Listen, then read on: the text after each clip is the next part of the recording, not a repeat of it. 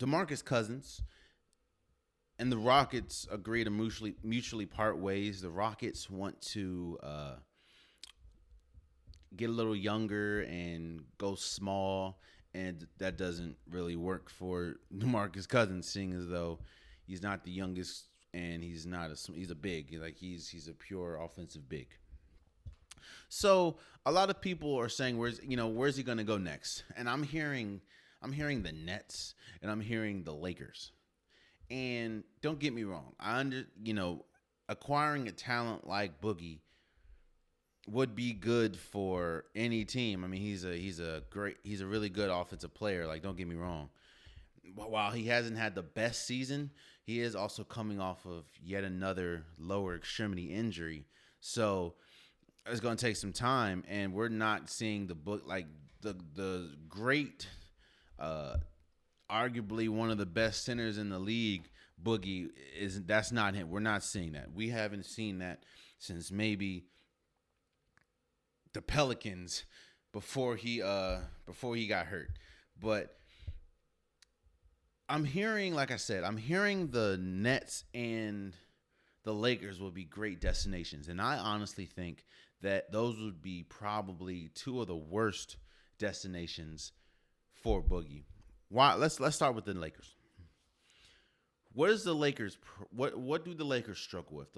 When Anthony Davis is not on the court, they struggle with rim defending and scoring the ball.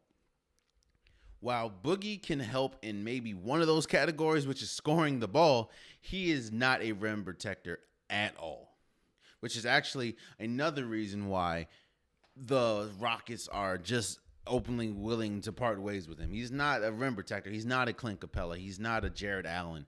Like, he's not protecting the rim like that. And while he can score the ball, he's not one of those players that can carry a team. He's not one of those players that if LeBron's having an off night, if Anthony Davis when he's back's having an off night, he'll give you 28, 29 points. That's not Boogie anymore. Boogie is just a step slower. Of course, rightfully so, seeing as though most of his injuries have been lower extremity injuries. Leg injuries with his ACLs or Achilles. You know what I'm saying? Like, that's just not Boogie anymore. And Boogie isn't he's a big, so ACL tears and Achilles tear ruptures are kind of detrimental for bigs. So I don't see him working. I don't see him fitting for the Lakers. Now, for the Nets, I definitely don't see him fitting for the Nets, because here's one. I will say this, and I said this before. The Nets offensively are incredible. The Nets offensively are arguably one of the greatest offensive teams that we've ever seen. With Kevin Durant, with Kyrie Irving, with James Harden, they are incredible offensively. And they could go down as one of the greatest offensive teams we've ever seen. But the problems that the Nets have will still be problems if they have Boogie. And their problem is they are god-awful defensively. Yeah, you might have some anomaly games where they might hold their opponent to under 100 points, but that's few and far between. And adding Boogie will just add to what they're great at, but also increase on what they're bad at. You're hoping that DeAndre Jordan can be some semblance of a quality rim protector. He hasn't been, but that's what you're hoping. Boogie is not that at all. So he doesn't, to me, that would complicate things further.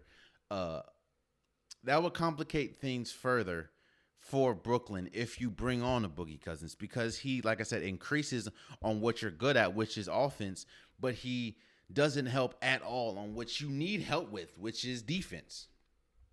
So you ask, where is Boogie a good fit? He's a good fit for a couple teams. The real question is he a good fit for a championship style team? I don't see him a good fit for let me say this. I can see him a good fit for Milwaukee. I can see him actually, you know what? Yeah, I can see him be a good fit for Milwaukee. I can see him be a good fit for maybe Toronto. I can see him be a good fit for Boston, maybe. But if we're talking about like a team that if he goes on their team, they're exponentially better. I think that we're past that, or DeMarcus Cousins is past that in his career due to injuries. Uh, there's like I said, there's a lot of teams though. If we're not just talking, like I can see him fitting with the Wizards. You know, you got Bradley Beal, you have Russell Westbrook, and now Boogie. Now that could be a explosive team as far as personalities wise, but I can see him fitting with the Wizards. I can see him fitting with um, I don't know. I can see him fitting maybe with the OKC. Like it's really just a fit. Do I think DeMarcus Cousins at this point of his career will take a team over the top? No, I don't. I think he'll be more of a complementary